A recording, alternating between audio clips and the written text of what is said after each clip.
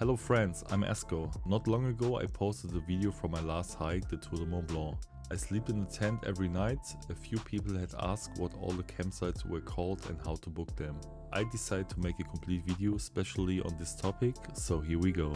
As a quick note, almost all information is based on my own experience and from the camp website. Maybe things have changed since my hike in 2024. There is no guarantee that everything will be still the same.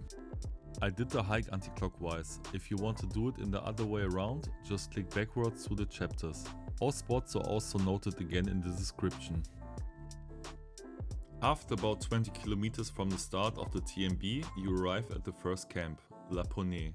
It has a quiet spot and enough space for a lot of tired hikers.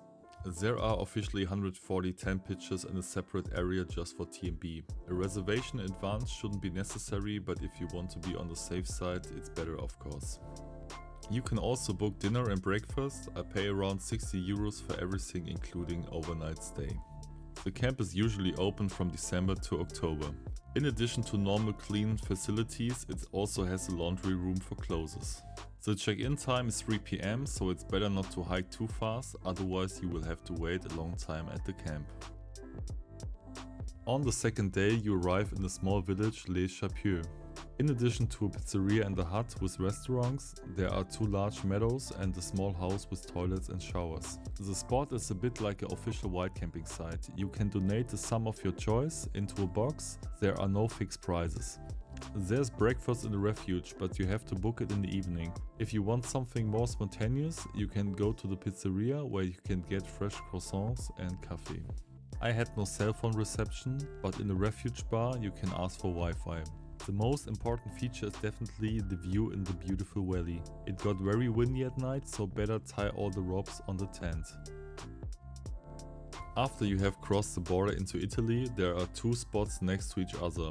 I choose the hobo camping. I will link the other campsite in the description. One of the most beautiful camps on a TMB, run by young chill people, equipped with a restaurant, bar, pool and a small organic shop that offers many options for after hiking.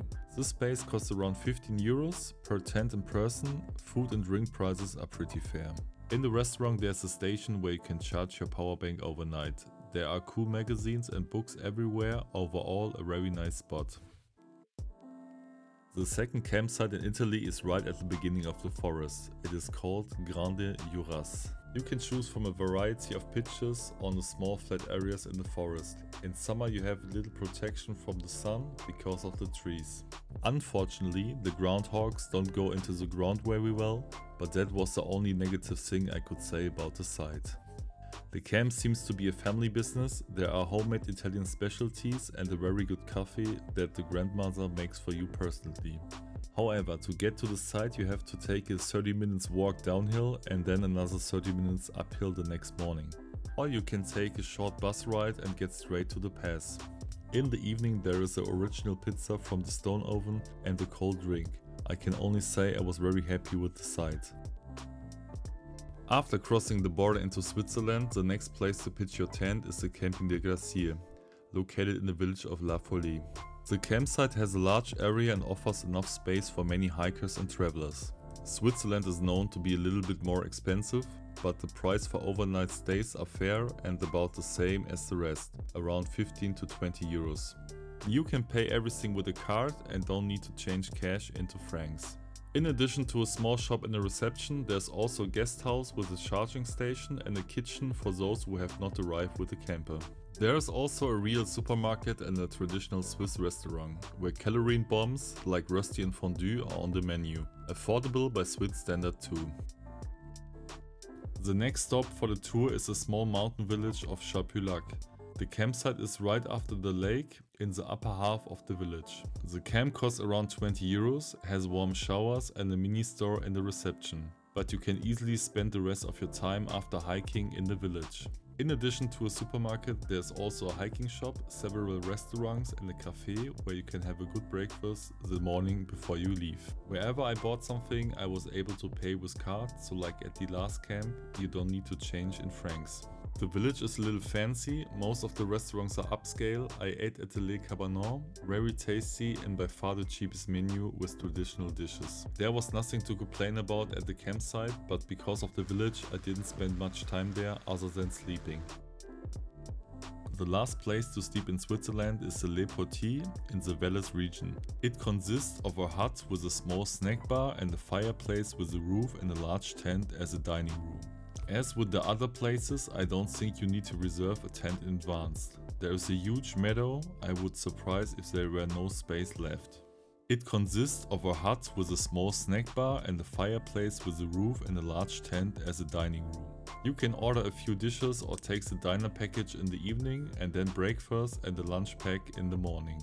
I paid around 50 euros for everything here.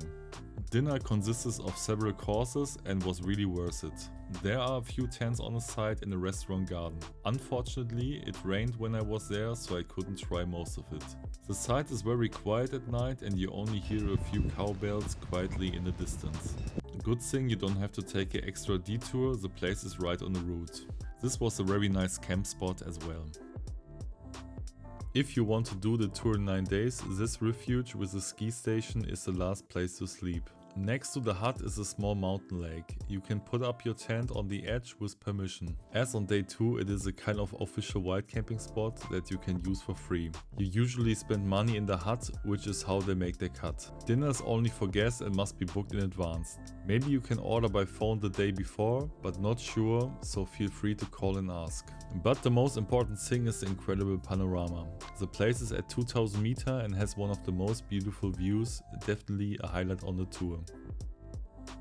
I completed the tour in 9 days. Of course you can skip 1 or 2 campsites and do it in 7. If you need more days, I've put links to the campsite that are missing from the video below. Thank you for watching and happy hiking!